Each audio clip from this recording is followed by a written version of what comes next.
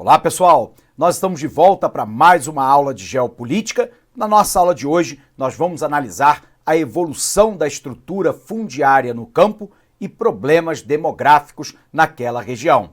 Bom, para a gente começar então a falar um pouquinho a respeito dessa parte, nós temos que entender alguns conceitos fundamentais. O primeiro conceito é o conceito de fúndio fundiário. Tudo aquilo que se refere a fundiário se refere à terra. Portanto, quando nós falamos lá a respeito, por exemplo, de concentração fundiária, nós estamos falando da concentração de terra na mão de poucos. Da mesma maneira que nós temos outros dois conceitos que vão nos ajudar muito ao longo dessa aula, que é o conceito lá de latifundiário. Lembrando, né? A palavra lat significa grande, fundiário, terra, portanto, é aquele que, via de regra, é dono de uma grande extensão de terra. Temos o contrário, que é o conceito de minifundiário. O minifundiário, a palavra mini, pequeno, fundiário, terra, é aquele que é dono de uma pequena extensão de terra. Na verdade, aqui, o conceito mais correto ainda, que não será cobrado, né, em provas, mas que é um conceito geopoliticamente correto, é quando nós determinamos que minifúndio é um tamanho mínimo de terra que é inferior ao módulo rural. E o que é um módulo rural? Módulo rural é um tamanho mínimo de terra para garantir a sobrevivência de uma família de 4 pessoas. E ele é definido regionalmente. Portanto, ele depende lá das condições edáficas, ou seja, da condição de solo, da condição de clima, da condição de relevo. Observe que em determinadas regiões do Brasil, o tamanho mínimo para garantir a sobrevivência de uma família de 4 pessoas pode ser menor, se as condições de solo forem adequadas, como solos profundos, argilosos, com grande quantidade de nutrientes, com clima favorável e o relevo também. Porém, quando nós olhamos, por exemplo, para o semiárido nordestino, isso fica claro que talvez lá o módulo rural tenha que ser maior. Isso porque nós temos condições adversas naquela localidade, tais como um solo raso e pedregoso, um baixo índice pluviométrico, elevadas médias térmicas e, portanto, condições desfavoráveis ao plantio. Dessa maneira, pessoal, vamos olhar aqui a capa do material da aula de hoje. Bom, pessoal, nós estamos falando aí sobre a evolução da estrutura fundiária e problemas demográficos no campo. Nossa primeira tarefa, então, é entendermos lá a estrutura fundiária. Mas a pergunta é, o que é uma estrutura fundiária? A estrutura fundiária é a maneira, é a forma pela qual está distribuído o acesso à terra no Brasil. Historicamente, esse modelo foi um modelo altamente concentrador.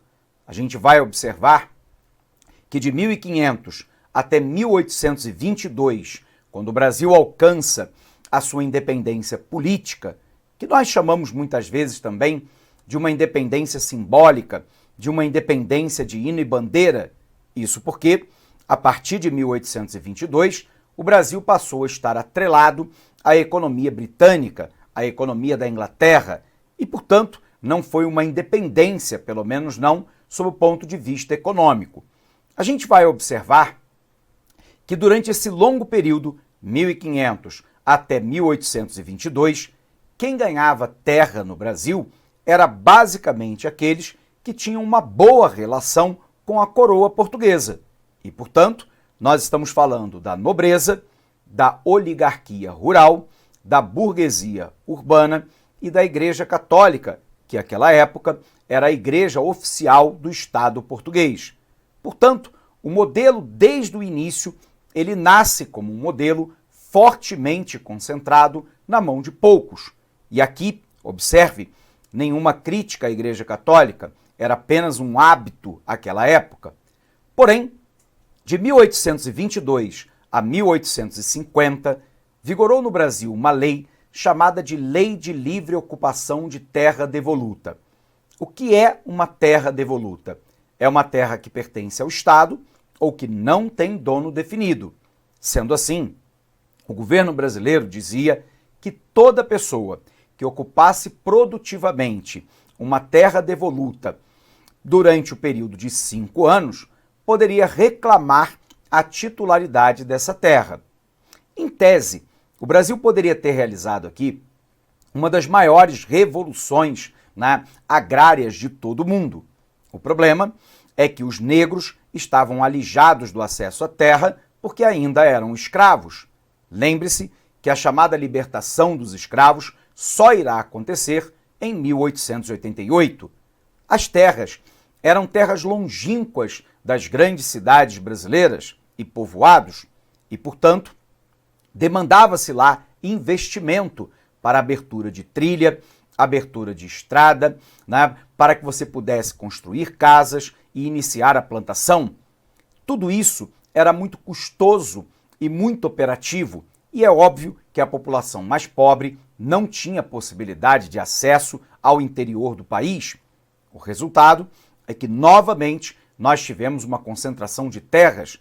Isso porque a oligarquia rural brasileira é aquela que tinha capacidade de comprar negros escravizados, de contratar feitores para poder abrir trilhas, né, no meio do mato, se apropriar de uma determinada área e iniciar a produção. Em 1850, o Brasil, por pressão da Inglaterra, promulga uma lei extremamente importante chamada Lei Eusébio de Queiroz. Essa lei proíbe o tráfico negreiro para o Brasil. E o objetivo não era lá pressionar o governo brasileiro, a Inglaterra pressionar o governo brasileiro, para que o Brasil libertasse os escravos por uma questão ética, por considerar o negro um cidadão, um ser humano como outro qualquer e que, portanto, não merece ser escravizado.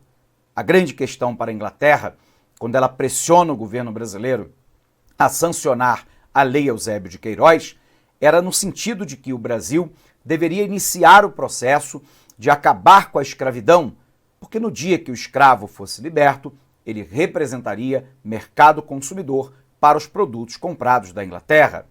Era uma questão, então, essencialmente comercial. Portanto, a gente vai observar que a partir do momento que o Brasil lança a Lei Eusébio de Queiroz, nós temos um problema, porque vigorava no Brasil a Lei de Livre Ocupação de Terra Devoluta. A grande questão é que o Brasil tem que começar a atrair a entrada de imigrantes europeus em solo brasileiro para começar, pouco a pouco, a substituir a mão de obra escrava negra, já que, sem o tráfico negreiro e considerando que a expectativa de vida do negro no Brasil não era muito superior a 45 anos de idade, havia um risco claro de falta de mão de obra. O problema é que italianos, alemães, poloneses, ucranianos, suíços, espanhóis, ao migrarem para o Brasil, iriam se deparar com a Lei de Livre Ocupação de Terra Devoluta e, assim, não gostariam de trabalhar como mão de obra barata para a oligarquia rural. Todas as vezes que o interesse da oligarquia rural brasileira foi contrariado, muda-se a lei. Resultado, no mesmo ano de 1850, o Brasil lança a Lei de Terras. Pela Lei de Terras, toda terra devoluta passaria a ser uma terra vendida, cujo valor deveria ser pago à vista e normalmente era cobrado um valor acima do preço de mercado.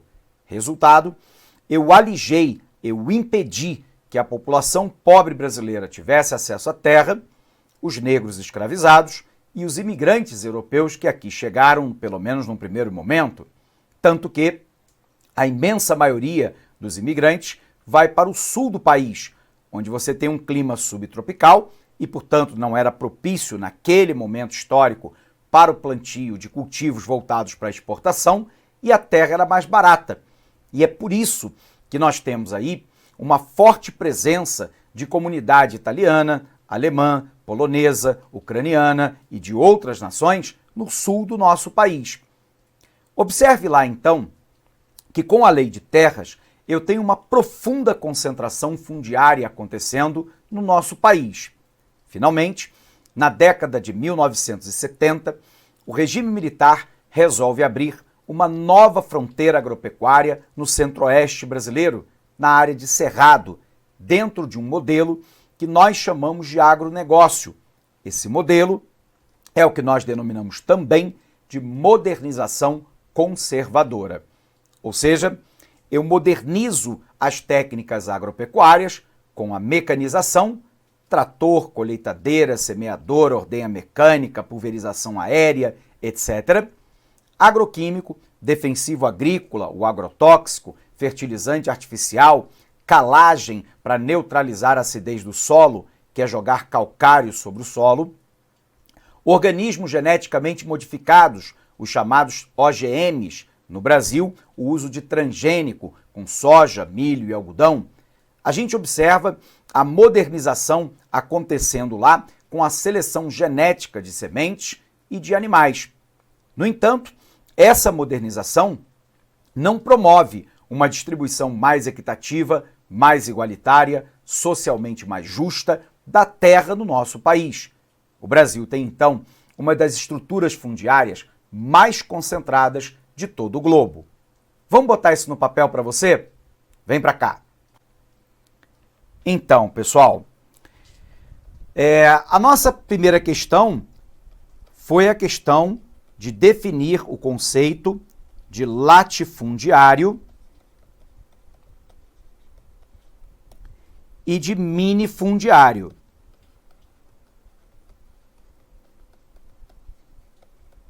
Então, você se recorda que o latifundiário é aquele que é dono de grandes extensões de terra.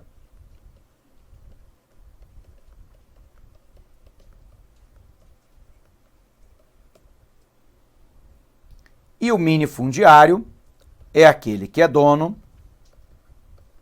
de pequenas extensões de terra.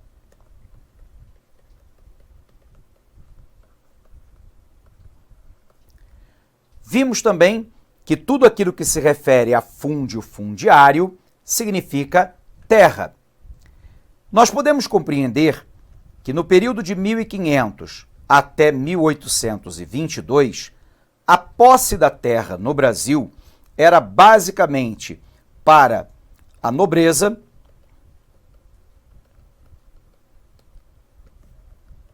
a oligarquia rural,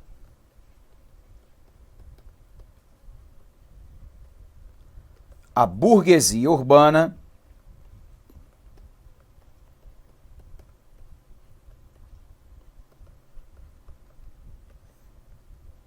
e a Igreja Católica.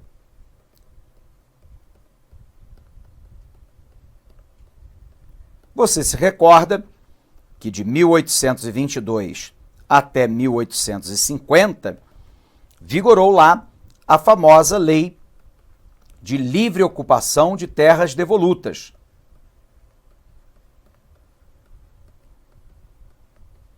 Que poderia, em tese, ter realizado uma grande reforma agrária no nosso país. Na prática, isso não aconteceu, porque as terras eram muito longínquas, não havia infraestrutura e, obviamente, a população pobre estava alijada do conjunto de condições econômicas e técnicas para se apropriar dessa terra, e a população negra ainda era escravizada. Em 1850, por pressão da Inglaterra, o Brasil lança a Lei Eusébio de Queiroz. Essa Lei Eusébio de Queiroz proibia o tráfico negreiro para o Brasil. Resultado, a quantidade de negros disponíveis para a agricultura começa a cair. A forma de solucionar isso é trazer o imigrante europeu. Porém, o imigrante, ao se deparar com uma lei de livre ocupação de terra devoluta, dificilmente trabalharia como mão de obra barata para o grande latifundiário. A alternativa, alterar a lei. No mesmo ano de 1850, o Brasil lança uma lei de terras. E nessa lei de terras, as terras devolutas passariam a ser vendidas, valor cobrado à vista e preço normalmente acima do de mercado. Resultado, alijava a população mais pobre do acesso à terra no Brasil. Em 1970, na década de 70, melhor dizendo, o regime militar provoca a abertura da nova fronteira agropecuária brasileira.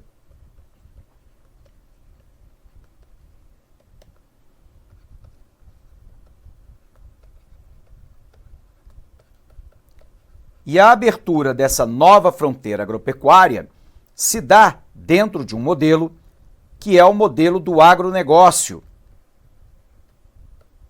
também chamado às vezes de agrobusiness. Esse modelo de agronegócio implica para o Brasil o que nós chamamos de modernização conservadora, onde eu modernizo as técnicas agropecuárias, mas mantenho a estrutura da terra e da renda concentrado na mão de poucos. Bom, se é assim, a gente precisa então ver como é que ocorre essa concentração no Brasil. Olha para cá. A estrutura fundiária corresponde ao modo como as propriedades rurais estão dispersas pelo território e seus respectivos tamanhos, que facilita a compreensão das desigualdades que acontecem no campo. A desigualdade estrutural fundiária brasileira configura como um dos principais problemas do meio rural. Isso porque interfere diretamente na quantidade de postos de trabalho, valor de salários e, automaticamente, nas condições de trabalho e modo de vida dos trabalhadores rurais. Observe aqui que a pequena propriedade, aquela lá minifundiária de menos de 10 hectares, lembrando que 1 hectare é igual a 10 mil metros quadrados, corresponde a quase metade das propriedades, agropecuárias no Brasil, mas ocupa apenas 2,3% da terra. Se nós colocarmos a pequena e a média propriedade, de até 100 hectares, observe lá que elas representam 39,6% das propriedades. No entanto, tem apenas 17,7% da área ocupada, ou seja, 20% da área ocupada no Brasil se encontra nas mãos de pequenas propriedades rurais e médias propriedades rurais. 80% da terra no Brasil estão nos grandes latifúndios, aqueles de 100 até 1.000 hectares. Embora esse grupo represente, no seu todo, aproximadamente 10,6% das propriedades no Brasil, eles têm, no total, 80% da terra no nosso país. Então, de novo aqui para você. Embora as grandes propriedades representem apenas 10,6% das propriedades no Brasil, elas estão com 80% da terra agricultada no nosso país. Isso representa uma das maiores concentrações uma das maiores concentrações fundiárias de todo o mundo. Se é assim, a gente tem que entender nessa aula também aquilo que nós chamamos de agentes do campo. Quem são os agentes do campo? Algumas vezes chamados também de atores do campo. Agentes do campo ou atores do campo, é na verdade todos os personagens que povoam a situação agropecuária do nosso país. As duas primeiras nós já vimos: o latifundiário, dono de grande extensão de terra, e o minifundiário, dono de uma pequena quantidade de terra. Mas nós temos ainda a situação do boia-fria, também chamado às vezes de corumbá e às vezes de peão, que é aquele trabalhador diarista, normalmente sem vínculo empregatício, né, que muitas vezes vende a sua força de trabalho para o grande latifundiário porque não tem acesso à terra. Muitas vezes, esse trabalhador trabalha em condições análogas à escravidão. Longas jornadas de trabalho, sem equipamento de proteção individual, com alojamento e alimentação precária, retenção de documentos, cobrança de valores indevidos, como transporte e alojamento dos trabalhadores, etc. Bom, contratar trabalhadores em condição degradante é crime. E aí uma maneira que foi encontrada pelos latifundiários de fugir da imputação a eles dirigida era contratar um gato. É um sistema de terceirização, só que aqui, via de regra, há um conluio entre o gato e o dono da fazenda para lesar os direitos trabalhistas do trabalhador. Então, o latifundiário contratava o gato e o gato contrata os trabalhadores. Quando a fiscalização do Ministério do Trabalho bate e pega condições degradantes de trabalho ou análogas à escravidão, o latifundiário alegava que não havia contratado ninguém. Ele havia contratado o gato. E aí, cadê o gato para responder pelos crimes cometidos? Miau, né? Ele sumia e aí, via de regra, cabia ao Ministério Público do Trabalho provar que havia um conluio, né, entre o latifundiário e o gato para lesar o trabalhador. E isso dificilmente era provado. Hoje, a maioria dos magistrados, né, da Justiça do Trabalho tem entendido que há uma responsabilidade solidária do latifundiário e, portanto, essa tentativa dele de escapar da lei já não surte mais tanto efeito no momento atual, mas permanece no Brasil a figura do gato. Nós temos um outro que nós chamamos de posseiro. O posseiro é aquele que ocupa a terra, né, e ele luta pela reforma agrária. É uma maneira de pressionar o governo para a realização da reforma agrária que nunca saiu do papel no nosso país. A gente vai poder observar que esse grupo normalmente está organizado nos movimentos de trabalhadores sem terra, como o MST, o MLST, que é o Movimento de Libertação dos Sem Terra, a CONTAG, Conferência dos Trabalhadores na Agricultura, ou a Via Campesina. Nós temos uma outra figura que é o grileiro. O grileiro é aquele que é invasor de terra devoluta ou de terceiros, falsificando o título de propriedade e vendendo para outrem. Então esse é um grande criminoso que lucra com a invasão de terra pública, de terra de terceiros, de terra devoluta.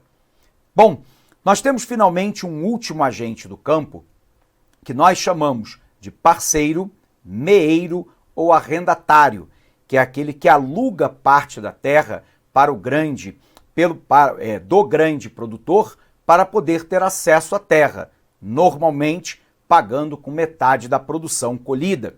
Por isso, o nome meeiro. Legal? Vamos botar no papel? Vem para cá. Nós temos então, pessoal, o que nós chamamos de agentes do campo.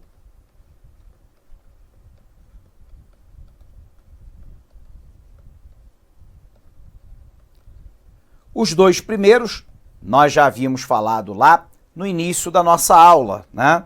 O latifundiário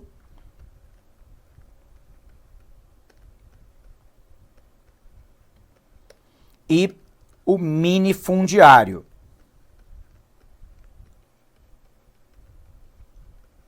Mas eu tenho ainda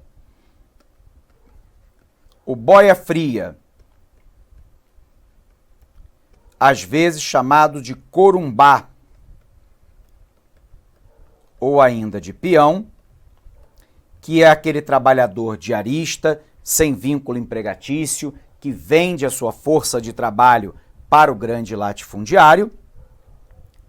Eu tenho o gato, que é o agenciador de mão de obra, muitas vezes envolvido em tentativas de lesar o direito trabalhista do boia fria. Eu tenho a figura do posseiro, que é aquele que ocupa terra devoluta ou de terceiros, pressionando o governo pela reforma agrária. eu tenho a figura do grileiro, que é aquele invasor de terra devoluta ou de terceiros, falsificando o título de propriedade da terra, né, e vendendo para outrem, é um grande criminoso. E nós temos a figura do chamado parceiro, às vezes chamado também de meeiro,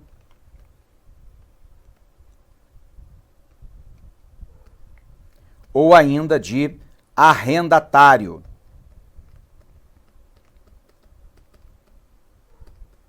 É aquele que vai alugar parte da propriedade do latifundiário, pagando normalmente, né, com metade da produção.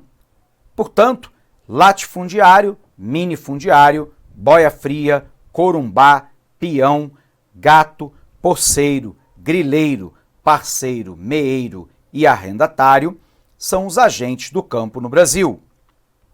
Sendo assim, no caso específico do Brasil, uma grande parte das terras do país se encontra nas mãos de uma pequena parcela da população. Essas pessoas são conhecidas como latifundiários. Já os minifundiários são proprietários de milhares de pequenas propriedades rurais espalhadas pelo país. Algumas são tão pequenas que muitas vezes não conseguem produzir renda e a própria subsistência familiar suficiente. Observe aqui o percentual de latifúndios por área total na região. No Centro-Oeste, 75% das propriedades são latifundiárias. No Nordeste brasileiro, 41%. No Norte, que ainda é uma área a ser explorada, 25%. No Sul do país, 33%. E no Sudeste, o mesmo número. Qual é a reação à concentração fundiária? A gente vai poder observar que, historicamente, nós tivemos duas grandes reações. Entre a década de 50 e 60, o surgimento das ligas camponesas, que pressionavam o governo politicamente pela realização da reforma agrária. E na década de 1980, o surgimento de movimentos sociais sem terra como o MST. Observe que, não obstante a imensa pressão popular, sobretudo ao longo dessas décadas, 50, 60, 70 e 80, a reforma agrária no Brasil, via de regra, não saiu do papel.